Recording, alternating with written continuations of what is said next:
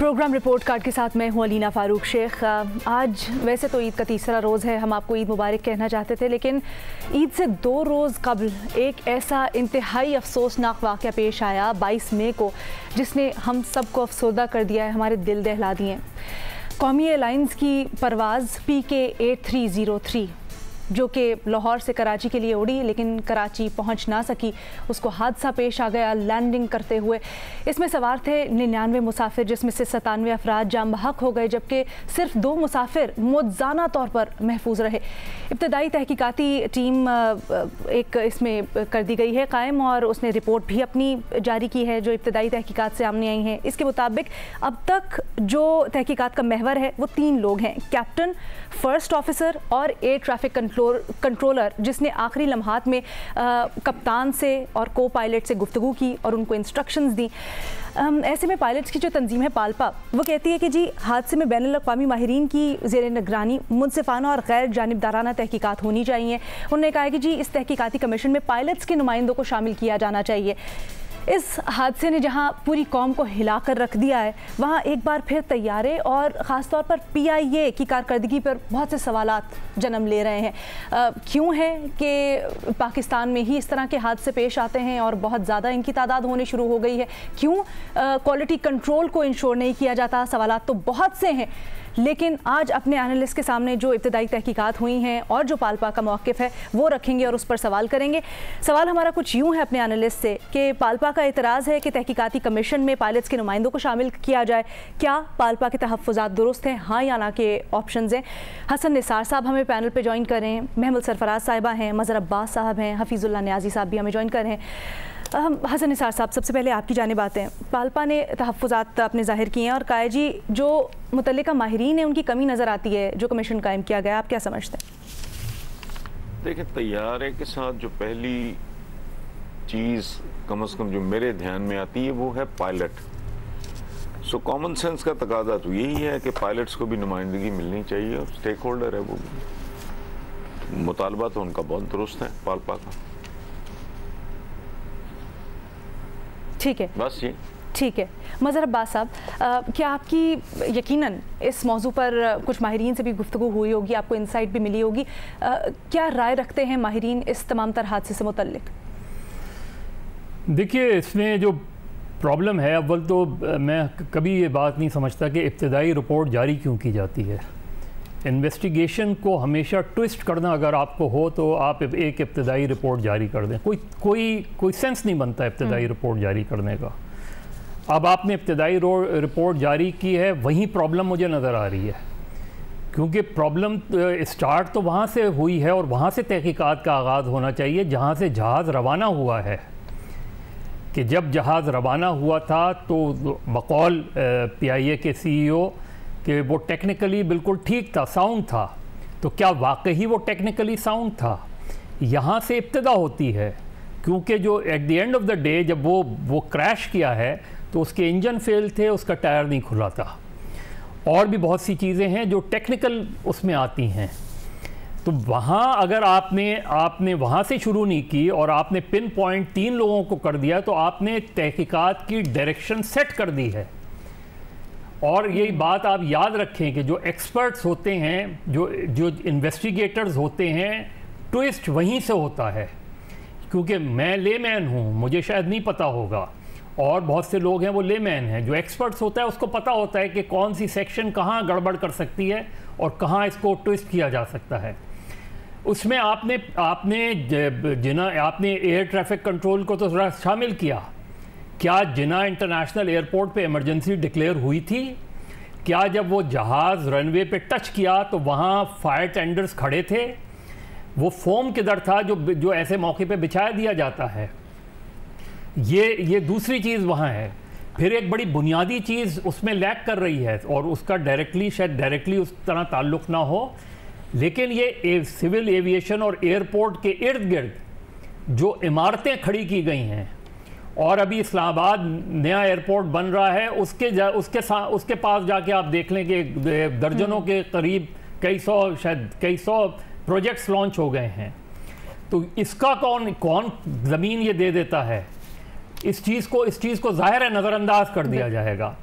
और at the end of the day, और ये पाल्पा का मुतालबा इसलिए दुरुस्त है कि पाल्पा अपने पायलट, सिर्फ पायलट को डिफेंड करने का मसला नहीं होता यहाँ मसला ये होता है कि जो पायलट और उसके दरमियान कॉन्वर्सेशन है उसमें क्या माइंडसेट था, पायलट क्या कह रहा था। क्योंकि मैं आपको बता दूं कि वो अल्टीमेटली जो ब्लेम जाएगा वो पायलट पे चला जाएगा, और जिस तरीके से ये रिकॉर्डिंग लीक हुई है या रिलीज़ की गई है, ये भी उस इन्वेस्टिगेशन का इंपॉर्टेंट हिस्सा होना चाहिए कि अगर लीक हुई है तो किसने लीक की है, उसका मकसद क्या था, और अगर रिलीज की गई है ऑफिशियली तो रिलीज क्यों की गई ऐसे मौके पे, मिनट्स आफ्टर द एक्सीडेंट।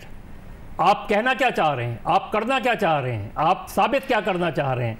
ये बड़ा सीरियस वो है, ये अनयूजुअल एक्सीडेंट है, ये बिल्कुल भी एक नॉर्मल क्रैश नहीं लगता।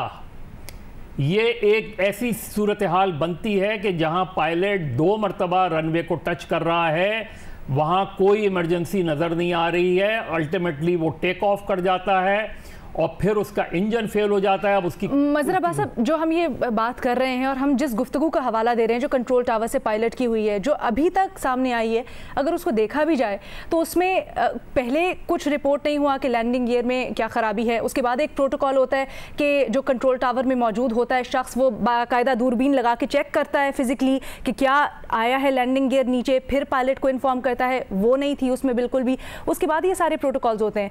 फिर सबसे अहम बात कि जब शवाहिद ये कह रहे हैं जो अभी तक सामने आए हैं रनवे का जायज़ा लेने के बाद और एनी शाहिदीन से कि तैयारा छुआ लैंडिंग स्ट्रिप को और उसके बाद रगड़ खाई उसने, तो क्यों नहीं तैयारे को उसके इंजन्स रोक दिए गए और वहीं पे रगड़ने दिया गया और फिर प्रोटोकॉल इन एक्शन आ गया, क्यों दोबारा से परवाज़? मैं यही तो कह रहा हूँ आपसे कि वहाँ क्या इमरजेंसी डिक्लेयर हुई थी इमीडिएटली जब ट्रैफिक कंट्रोल और पायलट का रब्ता हुआ था और ये अंदाज़ा हो गया था कि कहीं ना कहीं प्रॉब्लम है। जिस दूसरे एयरपोर्ट पे लैंड करने का कहा जा रहा था, क्या वहाँ इमरजेंसी डिक्लेयर हुई थी, क्या वहाँ अरेंजमेंट्स थे?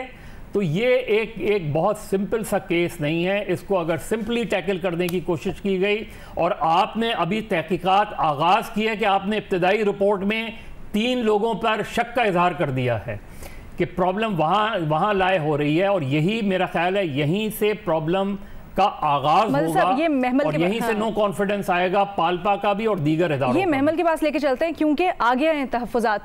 कल सज्जाद गुल साहब जो कि कैप्टन थे इस बदकिस्मत फ्लाइट के, उनके वालिद ने गुफ्तगू की है और उन्होंने कहा है कि जी जिस तरह से कहा जा रहा है और बातें उठाई जा रही हैं कि रोज़ा रखा हुआ था शायद, या बहुत सी ख़यासाराइयाँ हो रही हैं पायलट से मुतल्लिक, तो PIA को चाहिए कि जी इस तरह से ना करें और वही खुद ही तहकीकात करें, फैसले भी वही कर रहे हैं। देखिए अलीना, इसमें जहाँ तक पाल्पा के तहफ़्फ़ुज़ात तो उनके कई हद तक काफ़ी चीज़ें उनकी दुरुस्त भी हैं, लेकिन जो चीज़ है कि अगर पाल्पा ये चाहते हैं कि उनका अपना कोई नुमाइंदा आकर बैठे, तो मैं समझती हूँ कि ये दुरुस्त नहीं है ये मुतालबा। उसकी वजह ये है कि वो खुद पाल्पा जो है वो खुद एक पार्टी है इसके अंदर, इस पूरी इन्वेस्टिगेशन के अंदर। जो चीज़ उन्हें करनी चाहिए वो ये है कि जो ये इंटरनेशनल एक फेडरेशन होती है पायलट्स की एसोसिएशन की, फैल्पा, वो यही उसको लिखें, वो वो एक यानी कि वो मतलब वो पाल्पा के बजाय फैल्पा वाले आकर उनमें से कोई एक बैठे, क्योंकि जाहिर बात है वो एक माहिर नॉमिनेट कर दे। फिर दूसरा नहीं, पाल्पा ने कहा है कि जो इंटरनेशनल ऑर्गेनाइजेशंस हैं वो उनको शामिल करें इसमें ना। जी वही उनको करना चाहिए, वो मुतालबा बिल्कुल दुरुस्त है। मैं यही कह रही हूँ कि जो फिर इंटरनेशनल एयरक्राफ्ट इन्वेस्टिगेशंस वाले हैं उनको भी कहें जी हमें टेक्निकल एक्सपर्टीज़ दें, उनसे भी लिखें, उन्हें भी कहें कि आएँ और आकर करें। क्योंकि देखें एयरबस और इंजन वाले तो आ गए हैं टीम्स, वो तो पूरी अपनी तहकीकात कर रही हैं और वो ठीक कर रही हैं। अनफॉर्चुनेटली जो हमारी टीम, इन्वेस्टिगेशन टीम की कंपोजिशन है, उसमें सिवाय एयर ट्रैफिक कंट्रोल से जो नुमाइंदे हैं उसके अलावा बाकियों का उधर बनता नहीं है। असल में इसके अंदर एविएशन एक्सपर्ट, इसके अंदर पायलट्स को इंटरनेशनल यानी उनका कोई नॉमिनेटेड बंदा होना चाहिए और कोई और होना चाहिए। क्योंकि देखिए ये सिविल एविएशन का मामला है। सिविल एविएशन के मामले में जब करेंगे तो वो अगर इन्वेस्टिगेशन ठीक भी करेंगे तो एक कंपोजिशन के ऊपर भी सवालिया निशान होंगे। दूसरी चीज़ ये है कि मैं आपको ये बताती चलूँ कि पिछली बार जो एक जहाज गिरा था, उसके अंदर जो उन्होंने इन्वेस्टिगेशन टीम बैठाई थी उनमें से एक शख्स ऐसे थे कि जिनको ये नहीं पता था कि टर्बो प्रोपेलर्स काम कैसे करते हैं। तो जब आपकी वो एक्सपर्टीज़ ही नहीं है, क्योंकि मैंने इस पे काफ़ी एविएशन एक्सपर्ट से बात भी की, काफ़ी लंबी चौड़ी इसको समझने की कोशिश की कि किसकी गलती हो सकती है। ऑब्वियसली वो तो भी इन्वेस्टिगेशन पूरी होगी तो सामने आएगी कि क्या क्या चीज़ें, लेकिन ये इन्वेस्टिगेशन टीम की कंपोजिशन ठीक नहीं है। एयरक्राफ्ट कंट्रोलर ATC वाले ज़रूर होने चाहिए, बाकी आप एक इंटरनेशनल पायलट एसोसिएशन से, आप इंटरनेशनल एयरक्राफ्ट इन्वेस्टिगेशन से, और एक आप टेक्निकल के लोगों को यानी कि उसके अंदर शामिल करें, वरना इस पूरी की पूरी इन्वेस्टिगेशन के ऊपर सवालिया निशान भी खड़े हो जाएंगे। क्योंकि हमें नहीं पता, अगर पायलट की भी गलती है तो वो भी क्रेडिबल नहीं रहेगी इस इन्वेस्टिगेशन टीम के तहत, और अगर पायलट की नहीं है। लेकिन यहाँ पे मैं एक चीज़ कहती रहूँ अलीना, कि जो मैंने जो चीज़ एक पता की वो ये कि जो मेंटेनेंस के ऊपर काफ़ी सवालात आ रहे थे, तो वो कहते हैं कि ये क्योंकि एक ड्राई लीज था तो इसका वाली वारिस कोई था, तो इसकी ये कोई 777 नहीं है कि जो हमारे ही अंडर आते हैं, अपने जहाज नहीं, अपना जहाज नहीं था, तो इसकी मेंटेनेंस हुई थी प्रॉपर, इसका चेकअप भी अपेरेंटली हुआ था। तो ये तो है, बाकी इन्वेस्टिगेशन वाले बेहतर बता सकते हैं और अल्लाह बेहतर जानता है कि उस वक्त हुआ क्या। हम तो अभी इसके ऊपर बहुत जल्द तो कुछ कहना भी नहीं चाहिए कबल वक्त है। ठीक है। हफीजुल्लाह न्याजी साहब, इससे पहले भी जब हमने देखा एयर ब्लू या भोजा का इस्लामाबाद वाला हादसा हो या PIA का हवेलियाँ वाला हादसा हो, तो रिपोर्ट्स पब्लिक नहीं की गई। क्या अब आपको लगता है, एक तो जो पालपा ने तहफ़्फ़ुज़ात उठाए हैं और जैसे महमल भी कह रही थी कि अगर इसमें हकीकत सामने आ भी गई तब भी इसके ऊपर लोगों को रिजर्वेशंस होंगे और क्रेडिबल नहीं रहेगी इस बोर्ड के साथ, तो क्या आपको लगता है रिपोर्ट पब्लिक होगी भी तो इस बोर्ड के साथ होनी चाहिए? पहले तो अलीना महमल से इंतहाई इबादत के साथ कि उन्होंने एक फिक्रा कहा है जो मुझे बहुत ही मुझे सॉरी महमल, जो बड़ा मजाक का केस लगा कि जी पाकिस्तान पार्टी है, यानी कि जो पायलट बेचारा क्योंकि शिकार हो गया है और जहाज उड़ा रहा था, इसे पार्टी बन गया। पालपा के बगैर आप कभी ये इन्वेस्टिगेशन नहीं कर सकते, क्योंकि आपको मेरी एक सीनियर पायलट से बात हुई है और वो ये मुझे बता रहा है कि जिस कंडीशन में हम एयरक्राफ्ट उड़ाते हैं, अगर वो उसके बारे में एक आम पैसेंजर को, एक आम बंदा जो जहाज के अंदर बैठे, उसको ये मालूम हो जाए कि इसके अंदर क्या कंडीशंस हैं, तो यकीन आने को कॉन्फिडेंस उसका फौरन ही सेट हो जाएगा। पहले भी PIA के अंदर एक ट्रस्ट डेफिसिट है, कॉन्फिडेंस नहीं है, लैक ऑफ कॉन्फिडेंस है। चुनाचे उनको पता है और वो जाके कमीशन में बताएंगे और वहां अंदर की कहानी बताएंगे कि किस कंडीशन के हम जहाज उड़ा रहे हैं। ये स्टोरी कौन बताएगा? मुझे छोटे से फिक्रा कहने दें। जो उर्दगान ने अर्तुगरुल ड्रामे के इफ्तिताह के मौके पे जब इसको शुरू का फर्स्ट शूट था, तो उसमें एक बात गई थी, बड़ी कहानी। उसने कहा आज तक शिकार की कहानी शिकारी लिखता रहा है और शिकारी हीरो रहा है। शेर की तरफ की जो दास्तान अलम है वो हमारे तक कभी नहीं पहुंची। शिकारी ने बताया कि कैसे उसी को शेर मारा। पायलट की कहानी बेचारा वो लुक में अचल हो जाता है, उसकी कहानी आज तक हमारे तक नहीं पहुंची। पहले दिन से पायलट को ममूरियत इल्जाम ठहराया जा रहा है। ये इनके अंदर बदयानती देखें कि रिपोर्ट तो लीक की है, भाई रनवे की फुटेज भी लीक कर देना, जिससे बताया गया कि जी जहाज ने टच किया, फिर ऊपर चले गया, फिर वो पूरा 2.5 मिनट की कंट्रोलर किस्सा कहानी है। ये उसको ऐसी बता रहे हैं जैसे को 7-8 मिनट के अंदर ये बात हुई है कि उसको कैसे डबल चक्कर का है। पायलट ने जब बता दिया कि जो उसको पता चल गया कि उसका है, और ये बात बताएं कि ये सबसे बड़ा झूठ है कि मुझे पायलट ने सारे बताया, अभी आज एक्सपर्ट को लेते कि जब पायलट रनवे को टच करता है, जिस स्पीड में टच करता है और अगर व्हील नहीं खुले हुए तो टेक ऑफ नहीं कर सकता। कहते हैं ये किसी जगह दिखा ले, कहते इतना ये मजाक का खेल बात कर रहे हैं कि वो तो इतनी चिंगारी निकल तो टच नहीं कर सकता। तो नाचे यहाँ पे जिसको कहना चाहिए कि जिस तरीके से इन्होंने जो मॉनिटरिंग रडार है उसी को फुटेज होगी, जो उसके बाद कन्वर्सेशन है जब हमने ये लीक की है तो सारी फुटेज लोगों के सामने बुलाएं कि रनवे की फुटेज क्या है, जो मॉनिटरिंग रडार क्या कह रहा है, उसके बाद फिर ILS सिस्टम लगा, इंस्ट्रूमेंटल लैंडिंग सिस्टम लगा एयरपोर्ट के ऊपर। अब इंस्ट्रूमेंटल लैंडिंग सिस्टम ने कोई गाइडेंस देनी थी, उसे दिया या नहीं दी, सारी कंडीशन सामने आ जाती। अब ये सारा लोगों को सिर्फ ये है कि एक तो फिर ये मिट्टी पाएंगे। एक ही बात आखिरी कहूंगा, वो बात है इस मुल्क के साथ तबाही क्या हुई है। हमने जितनी मुसीबतें अलमिये हमारे सानाजात हुए हैं, इनके अंदर हमने कभी भी जो असल चीज है उसको हम दबाने की कोशिश की है। और वो मौसर बन के आया है और ये बार बार हमें हॉन्ट करता रहेगा। एक यहाँ पे तो आप एक ही कहानी सुनेंगे, कोई दयानतदाराना लिखेगा तो यकीन मानो कि इस पाकिस्तानी कौम के साथ इससे बड़ा जुल्म ही नहीं हुआ कि किस हालत में पे कुरान किया जाता रहा और जिसको कहता है ना जो फरमा रहे सदर मोदी। ठीक है हसन निसार साहब, गो के हम जो सारी कॉन्वर्सेशन कर रहे हैं वो टेक्निकल पॉइंट्स पे कर रहे हैं, लेकिन ये वही बातें जो माहिरीन या तहकीकात में अभी तक सामने आई है। लेकिन इसके अलावा भी बहुत से वेरिएबल्स हैं जो कि अगर जनरलाइज सिचुएशन को देखें तो उसको मुतासिर करते हैं।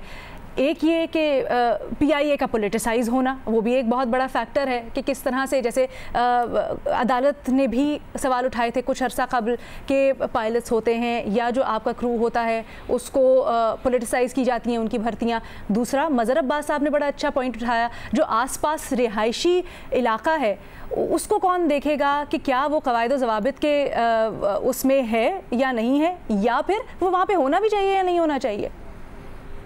देखें अलीना, इस मुल्क के वसाइल ही नहीं खाए गए और लूटे गए, इस मुल्क के इदारे भी बर्बाद कर दिए गए।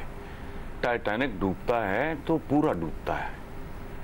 ये क्रैश हो तो अल्लाह माफ़ करे, ये नहीं है कि फर्स्ट क्लास या क्लब क्लास की सवारियां बच जाती हैं। एक मिसरा है, जवाल आए तो पूरे कमाल में आए। मैं बड़ी माजरत के साथ ये पूछता हूँ, मैंने परसों कॉलम लिखा है पाकिस्तान का सदका दो, इससे आगे बड़ा मुश्किल है।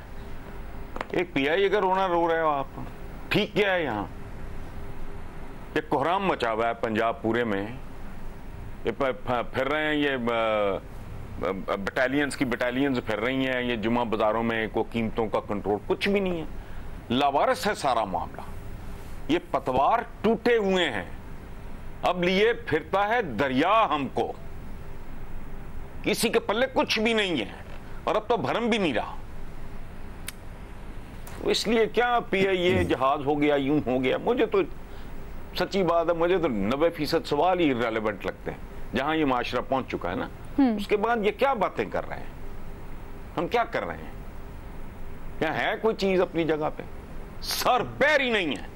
अंदाजा लगाओ, ट्रांसपोर्ट, पब्लिक ट्रांसपोर्ट खोल दी, शॉपिंग मॉल्स खोल दिए, बाजार खोल दिए, खोखे खोल दिए, बच्चों के स्कूल बंद है और पूरी दुनिया कह रही है वो होश करो। ये 9 से 19 या 17 साल तक तो ये है ही नहीं है कोई, न्यूयॉर्क जैसे शहर में कोई नहीं है।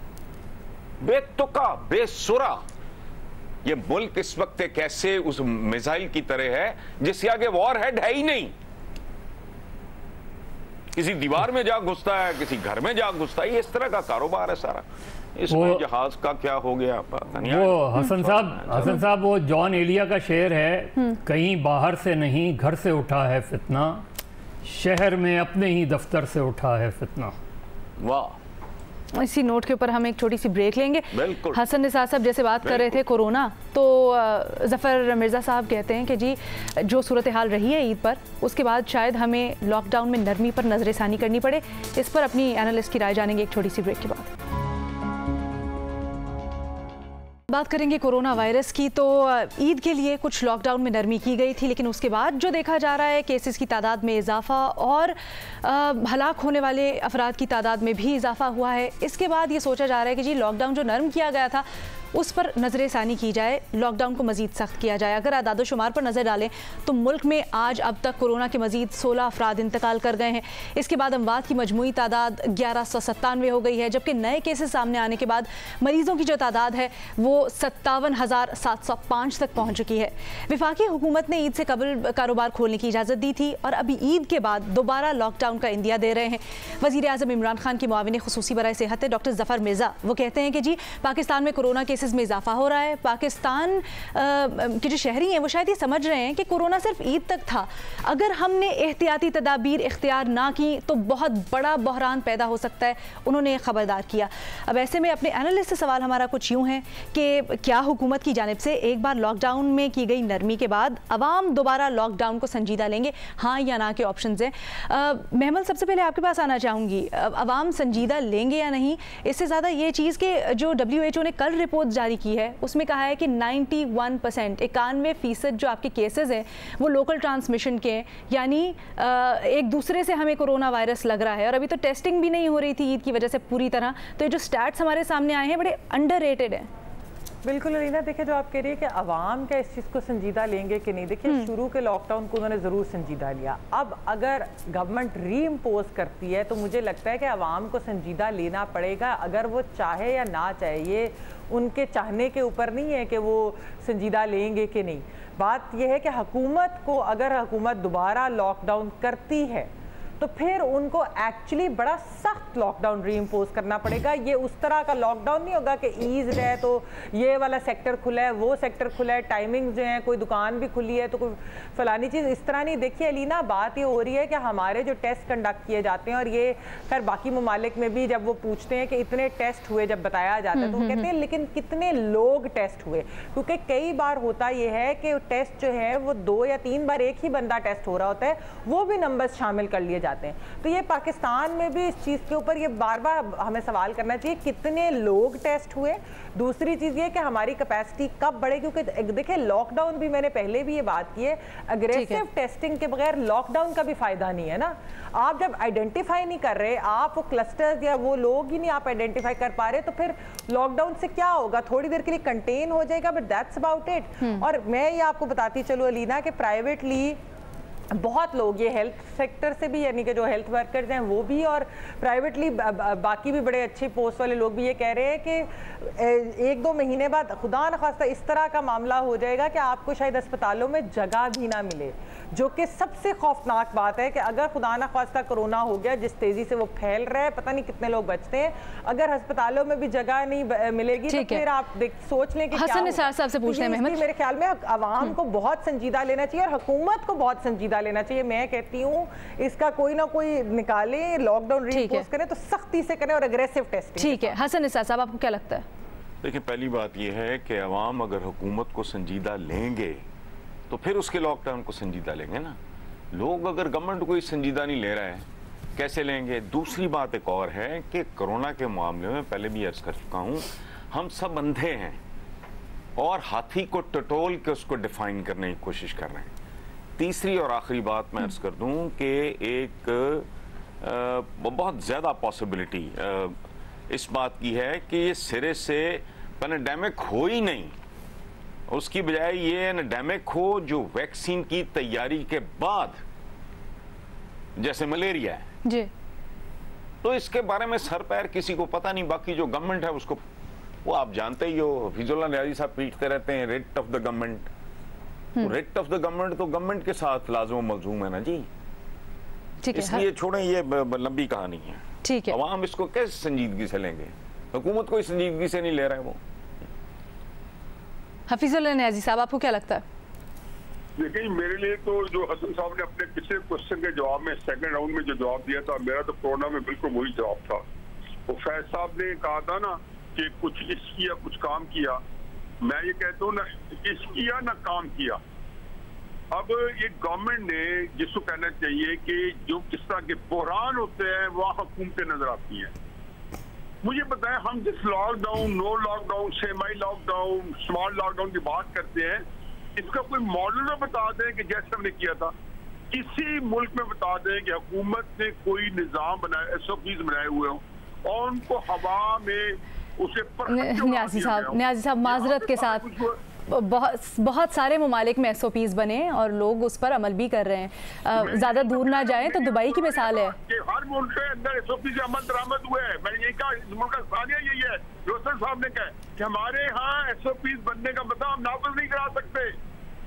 अब क्या कोरोना ईद पर छुट्टी पे गया हुआ था कि आप अब आंखें मार के खड़े हो गए? मैं हुकूमत की बात कर रहा हूँ, लोगों को छोड़ दें। यहाँ लोगों को डिसिप्लिन करना हुकूमत की रिट पे करना था, जो की बात में रिपीट नहीं करने जा रहा था, जो भी उन्होंने फरमाई है। अब आपके यहाँ हुकूमतें नहीं है, बीबी एक टेस्ट होता है हुकूमतों का। रोना हमारे पास तो हम कहते हैं कई रोने हमारे, एक रोने हमारा ये है कि कोरोना ने हमारे बेहाल किया हुआ है। ऊपर से PIN के हादसे ने कौम को बिल्कुल ज़हनी तौर पर मफलूज कर दिया है। तीसरा यह है कि यहाँ पे हुकूमतें नजर आनी थी, दोनों जगहों पे हुकूमतें नजर आ नहीं रही, डंड पा रही है। तो जब मुझे बताएं कि जब आपके यहाँ एक निज़ाम ही मौजूद नहीं है, सब चीज़ आप बनाएंगे, मैंने कहा यही मैं आपकी। लेकिन न्याजी साहब, जब सख्ती से लॉकडाउन इन्फोर्स किया जा रहा था, अगर किया जा रहा था, तो तब ये तनकीद होती थी हुकूमत पे कि भाई ये आपने लॉकडाउन कर दिया, बिजनेस ठप पड़े हैं, लोग नहीं कुछ खा सक रहे। अब जब खोला गया है तो फिर तनकीद हो रही है। क्या हुकूमत कहती है हम क्या करें? या नो लॉकडाउन करा सकते हैं, कोई इम्प्लीमेंट नहीं करा सके। अच्छा, बस ये प्लीज, आई एम डन। ठीक है, मज़हर अब्बास साहब। देखिए, हसन साहब ने कहा ना कि लोग हुकूमत को संजीदा नहीं लेते। यहाँ प्रॉब्लम ये है कि हुकूमत अपने आप को संजीदा नहीं लेती।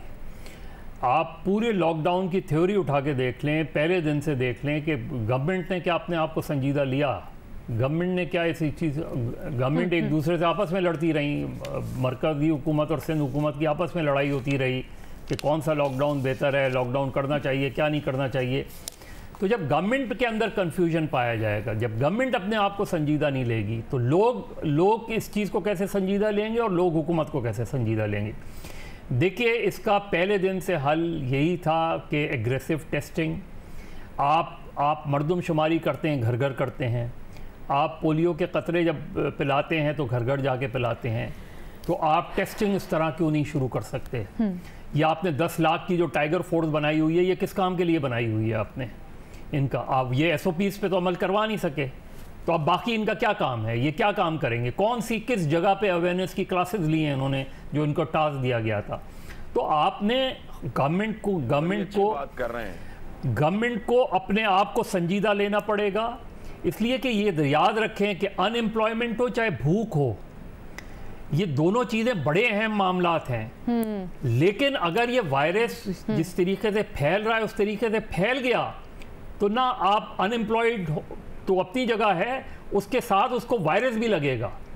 जो ये सिचुएशन है, इस वायरस को संजीदा लेना पड़ेगा, उन सारी चीज़ों पे तक़वियत देनी पड़ेगी इस चीज़ को, इसलिए कि आप एक मर्तबा सेहतमंद होंगे तो आप काम के काबिल होंगे। जान है तो मेरा ख्याल है हुकूमत अपने आप को संजीदा ले, इस मसले को संजीदा ले। जब हुकूमत अपने आप को संजीदा लेगी, इस मसले को संजीदा लेगी, तो अवाम भी हुकूमत को संजीदा लेंगे और SOPs पे अमल दरामद करना मुमकिन हो सकेगा। ठीक है, हमारे प्रोग्राम का वक्त ख़त्म हो गया। आपसे कल दोबारा मुलाकात होगी। एहतियात कीजिएगा, एहतियाती तदाबीर पर अमल ज़रूर कीजिएगा। हमारी सबकी आपसे इतनी गुजारिश है। अल्लाह।